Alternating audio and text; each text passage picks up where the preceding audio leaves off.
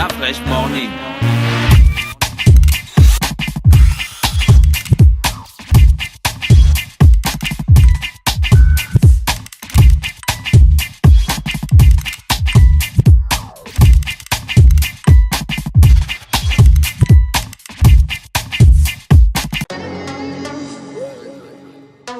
Toi là. Oh, ne regarde pas derrière, je dis toi. Oui. Viens me voir, regroupe toute la famille et viens me voir à l'Institut français du Gabon. Oui, oui, toute la famille. Mais, oh, laisse-moi. Donc, je disais, pardon, mon frère, il faut venir, tout le monde. Oh, arrête ça, tu me perturbes, je donne les informations fixes et sincères. Bon, vas-y, parle. Ok, je vous donne rendez-vous, n'hésitez pas. C'est le 28 avril, c'est pain poisson d'avril. Comme il vous a dit, alors, tout le monde, on regarde les informations.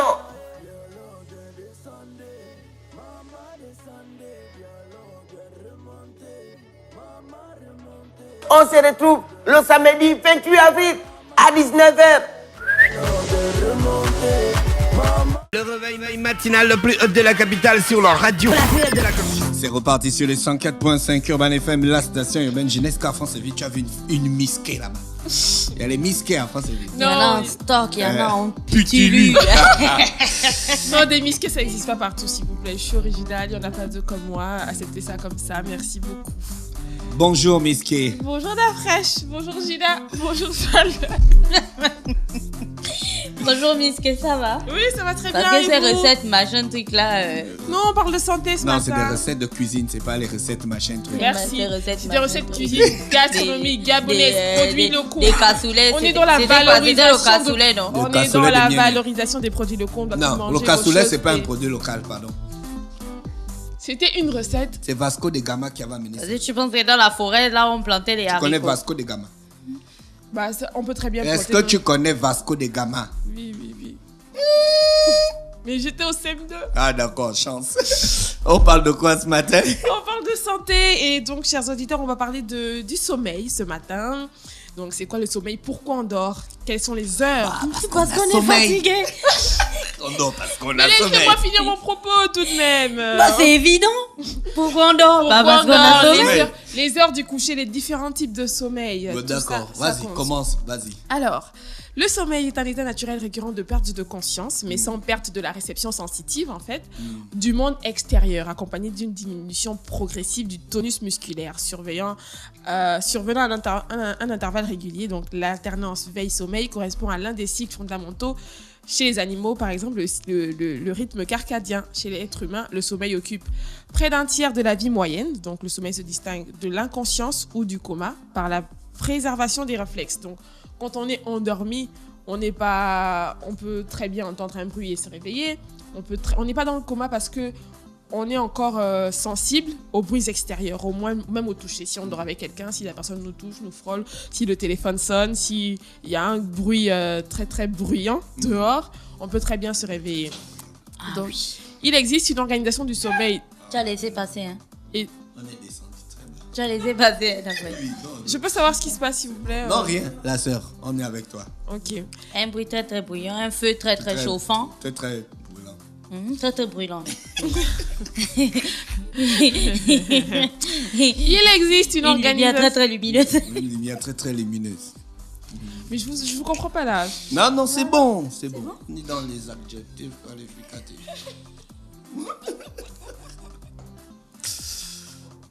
Ok. D'accord. Il existe une organisation du sommeil de ces trois états.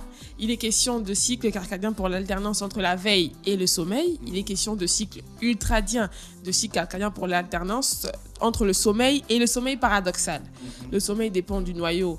Ça s'appelle noyau préoptique ventrolatéral. Ça veut dire quoi? Déclenché par l'accumulation quotidienne d'adénosine. En fait, c'est quelque chose qui est dans la tête, le cerveau, qui nous permet de s'endormir. Donc, ça s'appelle en abrégé le VLPO. On voit au centre de stimulation le signal d'arrêter la production. En fait, pour demander au cerveau, c'est au moment où on est bientôt en train de sentir la fatigue, où les yeux pèsent, où on commence à bâiller. C'est je ne sais pas comment le déterminer, qui est dans notre corps. Cette petite transaction entre l'état de veille et le sommeil. Voilà, exactement. C'est ce que tu voulais dire? Non, pas tout à fait. Mais tu as dit exactement. Exactement, pas tout à fait. Donc, on va tout simplement vous dire, adoptez des horaires régulières de coucher et de lever, de structurer votre cycle de sommeil le soir. Évitez les écrans, ordinateur, télévision, téléphone, tablette, parce que la lumière qu'ils diffusent agit sur la production de la mélatonine, l'hormone qui favorise l'endormissement. Donc, dans l'après-midi, par exemple, imaginez que lorsque vous êtes face aux écrans, c'est comme si vous disiez à votre cerveau de se réveiller. Dans l'après-midi, faites une micro-sieste, mais jamais plus de 20 minutes, sous peine de dérégler votre cycle. Parce que si vous dormez, par exemple, 30, 45 minutes, voire 1 heure dans la journée, ça va empiéter sur le temps de votre heure du sommeil du soir. Donc, micro-sieste, dans la journée, régulez votre consommation d'excitants, donc les thés, les cafés, les sodas. Au moins 4 heures avant le coucher, évitez les boissons stimulantes, privilégiez alors les infusions pauvres en théine, comme, je sais pas, une tasse de lait par exemple. Ce que vous mangez également a une influence directe sur votre sommeil. C'est clair que le lait fait dormir. Enfin, en ce qui me concerne. Voilà pourquoi je ne consomme pas. Sauf Cobel. Non, mais en fait, lui, le lait va peut-être t'emmener à dormir. On a un coup de fatigue après avoir bu du lait. Par contre, à l'inverse, les thés, les sodas, etc., ça stimule. Voilà. Donc, ce que vous mangez a une influence directe sur le sommeil. Le soir, bannissez donc les aliments acides qui peuvent générer du réflux gastrique ou les aliments trop gras qui vont rallonger le processus de digestion, qui vont vous empêcher donc de dormir. À l'inverse, un repas trop léger peut aussi vous empêcher de dormir. Si votre estomac crie famine, l'organisme sécrète une hormone excitante qui empêche le passage de morphée. Donc, on comprend aisément qu'il ne faut pas manger. Il ne faut pas trop manger parce qu'après, on n'arrive pas à digérer, on n'arrive pas à s'endormir. Mais si on ne mange pas aussi assez, on n'a pas bien mangé le soir, on n'aura carrément pas sommeil du tout parce que notre estomac sera en train de crier famine. Donc, il existe 3 types de sommeil. Donc, on va parler avant ça des... L'heure du coucher, c'est très important. L'heure du coucher aurait une influence sur le système immunitaire, ce qui ne serait pas le cas de la durée du sommeil. Dans une étude de 2010, les sujets qui se couchaient tard, aux environs de 2h, 3h du matin, avaient un taux inférieur de 24% à celui qui se couchait tôt, entre 23h et minuit. Donc, ceux qui se couchent entre 23h et minuit ont plus la facilité de se réveiller très tôt, genre à 5h, 6h. Par contre, c'est logique en plus, hein, si on se couche à 3h du matin, si on se réveille très tôt, on sera fatigué. Ensuite, des adolescents qui se couchent après minuit auraient plus de mal à contrôler leurs impulsions. Parmi les facteurs liés à un coucher après minuit figure l'âge, un nombre important d'heures passées à regarder la télévision et l'absence de participation à une activité parascolaire peut permettre aussi. Une étude concernant des centaines a montré que tous ceux qui se couchaient tôt le soir n'avaient pas de problème pour s'endormir, se réveiller tôt le matin, faisant une sieste durant l'après-midi et ne prépare pas de somnifères. Oui, justement, c'est très important de mieux se reposer pour ne pas avoir à prendre des somnifères si notre cycle du sommeil est carrément perturbé. On parlera très prochainement dans la chronique santé de la consommation et des effets du somnifère sur l'organisme.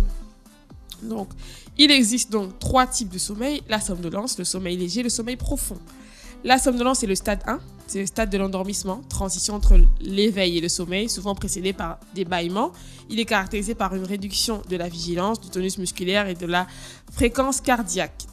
Donc, on a également le sommeil léger, donc stade 2, qui occupe environ 50% du temps du sommeil total. Le sujet est assoupi, mais il n'est pas encore endormi, il est très sensible aux stimulus extérieurs. Et donc, le stade D, environ 50% des bons dormeurs. Donc ça, quand le sommeil léger correspond à 50% de la façon dont les gens dorment. En fait, on ne dort pas vraiment profondément. On va comprendre ça dans le stade 3 qui est le sommeil profond, ce qui correspond à l'activité électrique est constituée d'ondes lentes. Les signes vitaux se ralentissent tout en devenant réguliers. Entre le stade 2 et le stade 3 persiste une très discrète activité musculaire et les mouvements oculaires ont quasi disparu. C'est au stade 3 que peuvent parfois se produire les terreurs nocturnes ou le somnambulisme. Donc au stade 3, c'est quand on est profondément endormi, c'est à ce moment-là qu'on rêve, qu'on fait des rêves ou qu'on peut faire des cauchemars, voilà. Et le somnambulisme également, donc être dans un état de sommeil profond, de parler pendant le sommeil, de se lever, de poser une action et de ne pas se rappeler de l'action qu'on a posée pendant le sommeil au réveil. C'est à ce moment qu'ont lieu les divisions cellulaires et la production de l'hormone de croissance. Oui, quand on est profondément endormi, c'est à ce moment-là qu'on prend du poids ou que nos muscles se développent. Et donc, d'où l'importance du sommeil chez l'enfant. Le sommeil profond occupe environ 1h40 minutes au cours d'une nuit de moyenne de sommeil. Que la personne soit un petit dormeur ou un gros dormeur, il a tendance à diminuer avec l'âge. Au profit du stade 2, c'est la phase la plus importante du sommeil. Donc pour finir, on va aisément comprendre que nous tous ici présents, on dort profondément, donc en état de sommeil profond, 1h40 minutes dans une nuit. Le reste du temps, c'est du sommeil léger. On est facilement sensible au bruit extérieur, mais on est profondément endormi. Genre, on a les yeux fermés. On est vraiment dans une autre sphère pendant 1h40 minutes, pas au-delà. D'accord. Voilà, merci Miss K qui est avec nous ce matin sur les 104.5 Urban FM, la station urbaine dans l'Uda Fresh Morning, le réveil matinal, le plus haut de la capitale sur la radio, la plus haute de la capitale. Toi là, oh, ne regarde pas derrière, j'ai dit toi. Oui. Viens me voir, regroupe toute la famille et viens me voir à l'Institut français du Gabon. Oui, toute la famille. Mais, oh, laisse-moi. Donc, je disais, pardon, mon frère, il faut venir, tout le monde. Oh, arrête ça, tu me perturbes, je donne les informations fixes et sincères. Bon, vas-y, parle. Ok, je vous donne rendez-vous, n'hésitez pas.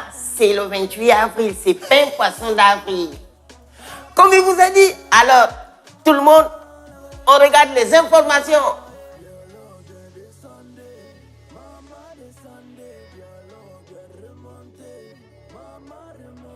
On se retrouve le samedi 28 avril à 19h. Urban FM 104.5, la station urbaine.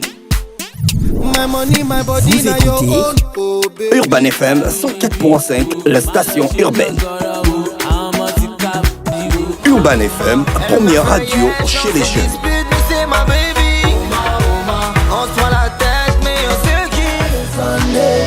Urban FM, la radio des musiques urbaines. Urban FM 104.5, la station urbaine. Stop Fresh Morning.